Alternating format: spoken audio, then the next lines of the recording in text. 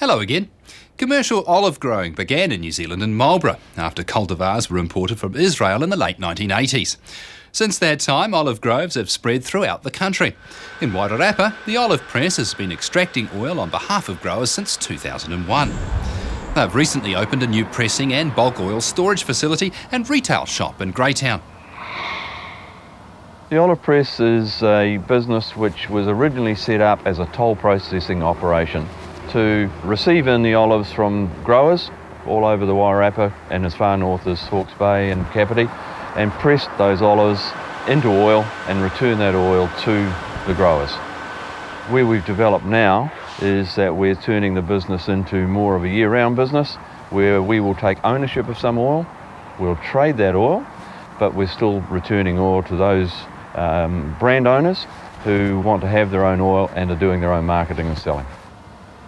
Approximately 15 years ago, 30-odd growers had set up their groves and decided to buy quite a large press. There's only 3 presses of this size in the country. It wasn't a cooperative per se, but they did it cooperatively. The business has developed over its first 10 years or so, more as a hobby operation really, and it was only operating for 6 to 8 weeks a year. The press was mothballed once pressing was completed, and really as a business the company wasn't really going anywhere. It was certainly providing a service to growers, but as the growers got older and didn't put as much as they perhaps would have originally liked into their groves, production wasn't growing. And so in the last 2 to 3 years we've moved it from purely a toll processing operation to the year-round business that we see now. It started off with 32 shareholders, all bar one growers. The only one who wasn't was me. About 3 years ago, I decided that the industry was where the wine industry was about 30 years ago, and it needed a bit more input. So I made an offer to buy out with my business partner. We offered actually to buy out all the shareholders. All but about 16 accepted that offer, and most of those have got out of the industry or lost heart. And we've boiled down now to a hard core of keen growers and brand owners who are actually putting something into the business. The Greytown Trust Lands is our landlord, and they've been excellent to work with.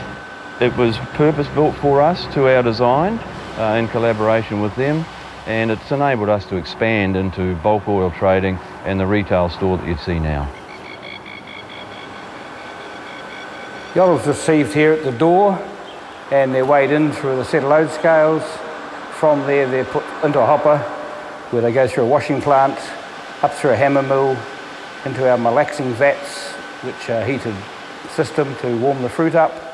From there it's pumped through a decanter to separate the oil and the vegetable water and the solids, and then the oil from there is pumped through a vertical separator to give the oil a final clean before it goes into the customer's containers. Getting clean fruit is a big plus. We need to try and get as much leaf and other debris out of the fruit prior to processing to get the flavours correct.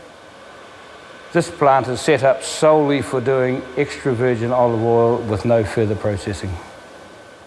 Extra virgin olive oil is oil that's processed through the system and kept at less than 27 degrees from start to finish.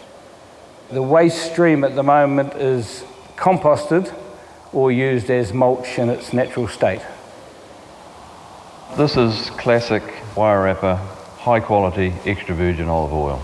This particular oil is a blend of Licino and Frantoio, which are amongst the more common varieties that we grow in this region. As you can see, that beautiful yellow gold green colour, absolutely gorgeous. And from a flavour perspective, top of the range.